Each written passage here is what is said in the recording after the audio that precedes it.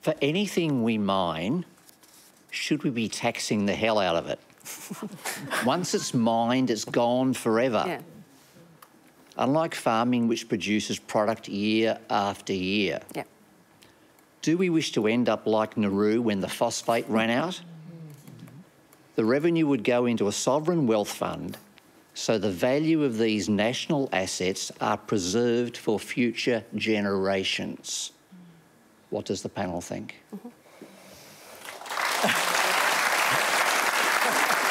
I know, I'm Nostradamus. Take it away. I mean, Ian, you sound like a Norwegian.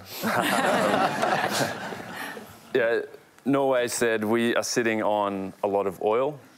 This is Norway's oil. This belongs to the people of Norway. And not just people now, but future generations. And so they taxed their oil industry. They're sitting on a $2.4 trillion sovereign wealth fund. I think in 2023, the fund alone made $320 billion, something like that. Here in Australia, we basically give our gas to multinationals to export, and then they minimise their corporate tax. It makes no sense. I think it is, you look at the major parties, it is some sort of insanity. It's pathological to not say we should be getting a fair return, because as you said, once it's gone, it's gone. Yep. So Ian, what would you like to see happen? Everything that Dave has just been saying. Kevin Rudd tried the super profits tax. Yeah. And how did that go for him? And there was a massive scare campaign by Murdoch and the fossil fuel industry, Yep. and that didn't go ahead. And my fear is that if any of the parties tried something radical in that regard, they're the cashed-up mining companies would also run another scare campaign to a major degree. You're going to have a problem electorally. You're always going to confront electoral problems whenever you're advocating for policy change in this space. So, yes, we saw what happened with that scare campaign that you're referencing. And it was pretty well-funded campaign. Pretty well-funded campaign. Both major parties now are struggling to get to 75 seats. That means their pathway to victory will drive sooner or later through one of the seats that is heavily populated by a mining community.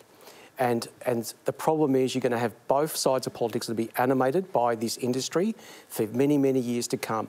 So I think that politically it's going to be very difficult. I just want to point out something on the mining tax, and I absolutely agree with you on the super profits tax. It's just ironic that after the pandemic, many countries in the world put in a super profits tax. We didn't. We still can't come at it. But if it's any consolation, BHP and Rio, for example, are now paying a lot of tax. They're amongst our top taxpayers. So actual mineral companies, even Gina Rinehart's paying, the woman who stood on the back of the flatbed truck. The mineral companies are paying more now. At the time, the petroleum resource rent tax, the PRRT, was held up as an example. We now know that that was just a waste of time. State governments have given that away too. A really badly designed tax that in some cases some companies will never pay, but a lot are going to start to pay. It's because they invested so much, they got all these tax breaks, and it might not be in our lifetime that we see it, and that's the problem. So if we're going to increase gas, and this government is talking about it, you have to redesign how you do it. We have to learn from the mistakes we made then, but there's not much we can do on what we've done in the past, but learn from the mistakes, except, as Scott said, I don't think we're learning from them. Okay. Are we? Allegra, given the sort of campaign that political parties would face, why would they go near it? Because this is the right thing to do, and I think it's up to us as Australians to stand up and say, you know, we want this. I think times have changed since, you know, since the mining tax debate. I think Australians have watched, you know, the price of fossil fuels, of gas, of coal go up like this, and our energy bills go up like that too, and feel like we're not getting benefit from this. So I think this is a different time, and I actually think this is why the crossbench is there, and why so many people have been elected, like myself and David, is because people are saying, look, we need to look at the difficult questions. You know, the electoral maths isn't what it's about. This is about what is good for the country, and this is time that we did this. OK, so you're saying there could be electoral benefit from it, essentially? I think that there are options, and I think that's what we need to be more brave, and I think we need to stand up, because I think Australians are asking us to do this. They do want, as came back to the first question, they want a vision of where we are going as a country, and a vision where they feel like everyone's got a chance to get ahead. So, Matt Kean? Well, I'm someone that's faced the backlash of the Minerals Council for standing up to them in the state election in New South Wales. They funded a big campaign in my own electorate of Hornsby. How did that go? After I capped coal prices during the illegal invasion by Russia of the Ukraine, and the price of coal went through the roof. So we capped coal prices in New South Wales because otherwise that would have fed through to wholesale electricity prices more than it already did. And I copped that backlash. But the reason we did it was not because we wanted to stand up for vested interests.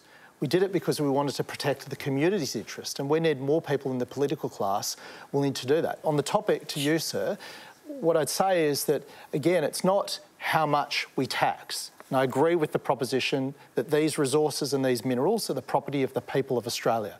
It's how we tax. And we need to incentivise the mining industry to invest in Australia.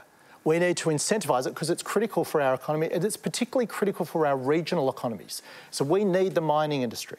However, when the profits go through the roof because of commodity shocks and stuff like that, the people of Australia should benefit from that. So that's why we need a tax system that incentivises investment but rewards the people. And would you like country. to see the gas companies pay more tax? Well, yes. What I'd like to see is the Labor government, who've just said that they're going to allow gas into the future, be serious about what it's about. Clearly, it's not about energy security in Australia. If it was, they'd put in a reservation policy for here Australia. Sure. This is all about making money and protecting Jim Chalmers' budget. He should just be honest about it.